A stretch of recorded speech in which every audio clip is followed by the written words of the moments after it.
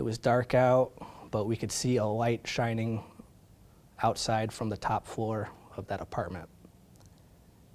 And as we were approaching the house, one of us stepped on something, made a sound, and we saw a head peek out of that back door. The stairs were attached. You had to walk all the way up, and the head had peeked out. We were approaching. We walked up the stairs, saw that it was a female. She tried going back inside, and that was kind of when we grabbed a hold of her and said, don't go anywhere. And then we had to go inside with her and check it out. Once we get inside the apartment, we find another female inside, and we're trying to get the story from them. It's not really making a whole lot of sense why they were there.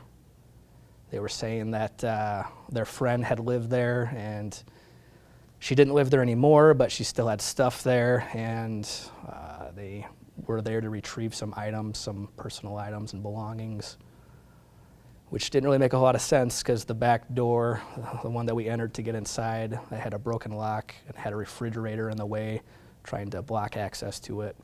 So we knew they weren't there for any legitimate reason. So we're in there, we're talking to them. Several minutes had gone by, and I had heard something get knocked over in a room somewhere further in the apartment. And I looked at one of them and I said, "Who else is in here?" And they both looked down at their feet.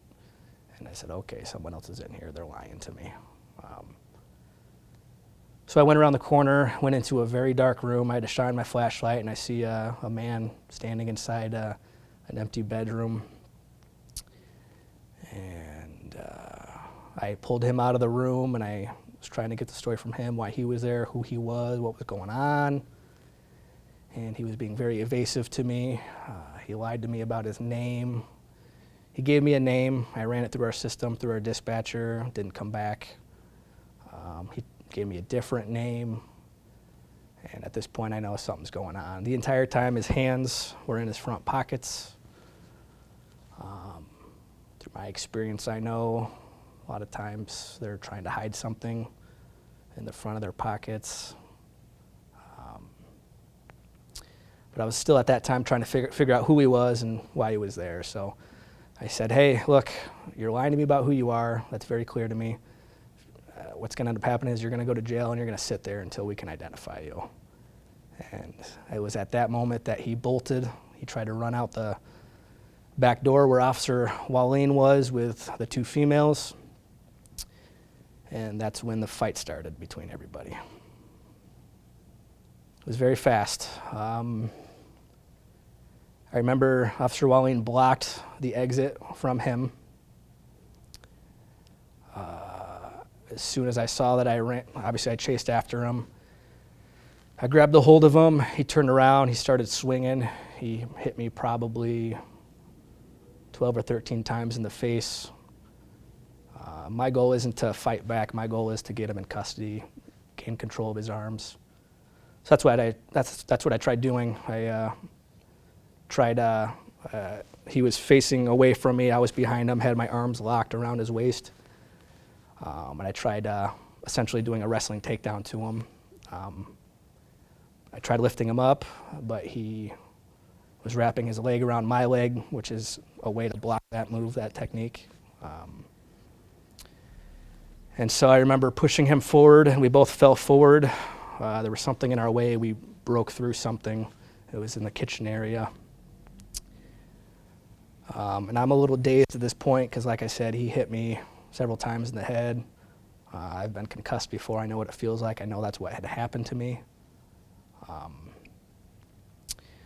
So we were still fighting, and it was not going the way we wanted it to. It's very dangerous. There's still two females in that room, and I'm still trying to gain control of this guy who is obviously not wanting to surrender. So he's still facing down on the ground. I'm on top of him, on his back, trying to gain control of his arms. I'm reaching around. I feel that I can't get it, so I try to transition. I move up his body, put my arms around his neck to do a chokehold on him. As soon as I do that, I hear a gunshot ring out from underneath us. it was at that point I realized, oh my God, he has a gun, and he's firing it at me, and Officer Walleen. In that moment, a lot of things go through your mind. Time tends to slow down, and essentially that's when training kicked in. I realized that this guy is trying to effectively kill us, and so I release him, I let him go, and I try to transition and grab my gun, because as he's firing at us, it's to that point where I need to return fire and end the threat. So as I reach for my gun, he turns around and he's facing me, and I see the barrel pretty much right in front of my eyes, and he pulls the trigger, and I see the muzzle flash, and I must have done one of these things, because like I said, it was right in front of my eyes, and the bullet, I remember the bullet hitting me on the side of the head. I remember the muzzle flash. I remember essentially the side of my head felt like it just exploded. I remember seeing blood splurt out like that. I don't remember seeing a whole lot out of that eye after that. I didn't hear anything after that. I just thought, well, I just got shot in the head, and I got to keep fighting, because it's life or death at this point. So at that point, I'm thinking, okay, well, we gotta stop this. Yeah, I'm not gonna give up fighting. So he still has the gun in his hand, and I go after the gun. I go after his arm.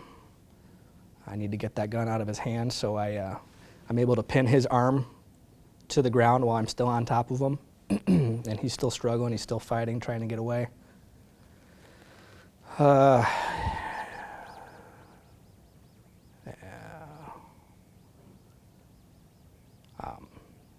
I get his arm pinned to the ground, and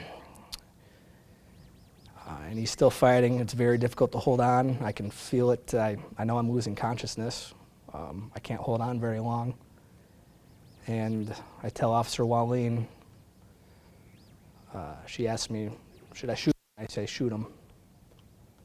So she shoots him, and he still fights. Keeps trying to gain control of that hand with a gun. We're still fighting over the gun. And so she shoots him again, and the same thing. He's still fighting. And she puts another round into him, a third gunshot, and the fighting stopped. I remember he went limp, and I remember I just laid there, and the next thing I remember, I'm on my back, and I see other officers around me, and it was a good sight to see. I knew that I was going to make it once I saw the other officers.